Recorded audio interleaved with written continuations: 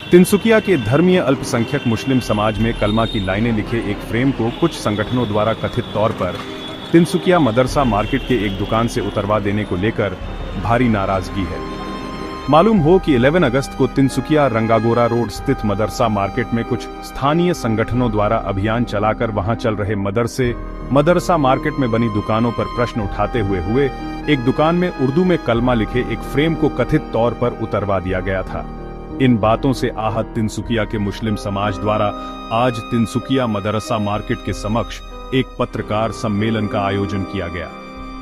पत्रकार सम्मेलन में मोहम्मद जाहिद खान, अफरोज खान, लोहारी कछारी गांव के मोहम्मद शौकत के अलावे मुस्लिम समुदाय के लोग बड़ी संख्या में उपस्थित थे। पत्रकार सम्मेलन में मोहम्मद जाहिद ने कहा कि कलमा अरबी में उच्चारित होता है। कलमा इस्लाम में एक महत्वपूर्ण धार्मिक घोषणा है जो शब्द या कथन का अर्थ रखता है।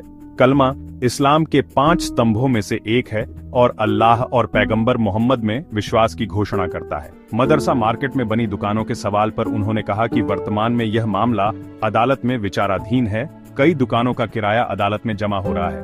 अदालत का अगर फैसला दुकानों को तोड़ने का आता है तो दुकानों को तोड़ दिया जाएगा, पर अदालती फैसले से पहले इस मुद्दे पर कुछ कहना गलत होगा।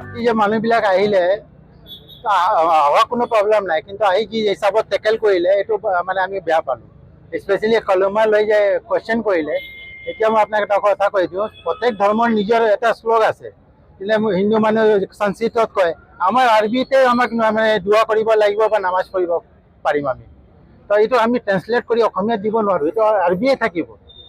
নামাজটো আমাৰ কি আছে যে বেসিক, আপনি যদি জার্মান হয়, আপনি যদি ফ্রেঞ্চ হয় বা আপনি আফ্রিকান হয়, কিন্তু আপনার নামাজটো আপনাকে আরবিতে কব লাগিব, বেলেগ ল্যাঙ্গুয়েজত আমার নহয়।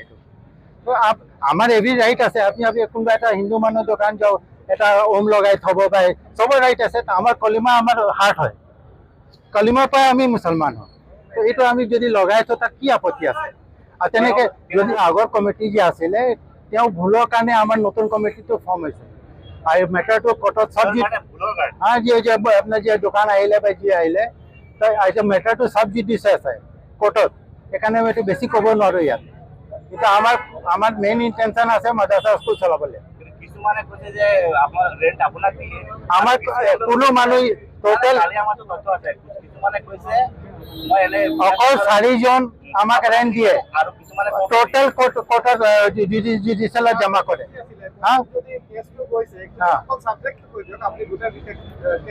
কোৰ্টে ইভিকশনৰে কথা কৈছে মানে টোটেল মাদ্ৰাসা স্কুল চলাবৰ কাৰণে নালাগে। আমি ইয়াৰ পক্ষত নাই মাদ্ৰাসা এই মাৰ্কেটৰ কাৰণে। আমাৰ committee is not in favour of the shops. Lohari Kachari गांव के मोहम्मद शौकत ने कहा कि 2 दिनों पहले गांव के मुस्लिम समाज ने ही फैसला लेकर मस्जिद के समक्ष बनी दीवार के साथ गांव में बने मदरसे को जेसीबी लगवाकर तोड़वा दिया गया था।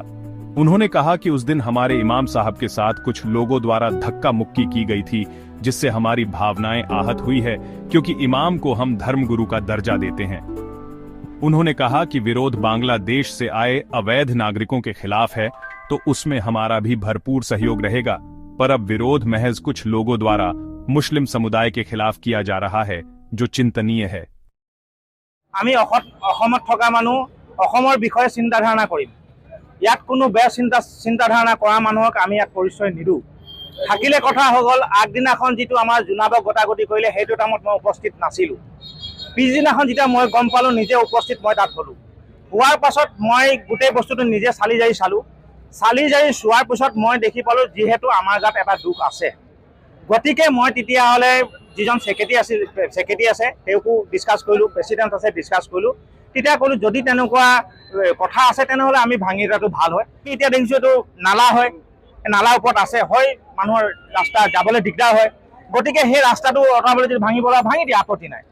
গতিকে কথা হৈ গ'ল সেই বস্তুটো খালি এটাই আমাৰ মানুহ অলপ মনত দুখ পাইছে যে জোনাবক গতি কৰিলে, অলপ গটা মাৰিলে, সেইটো কাৰণে অলপ দুখ পাইছে। গতিকে সেইটো যাতে হ'ব নালাগে, বাংলাদেশী কওক না বিদেশী কওক না আমি যাম।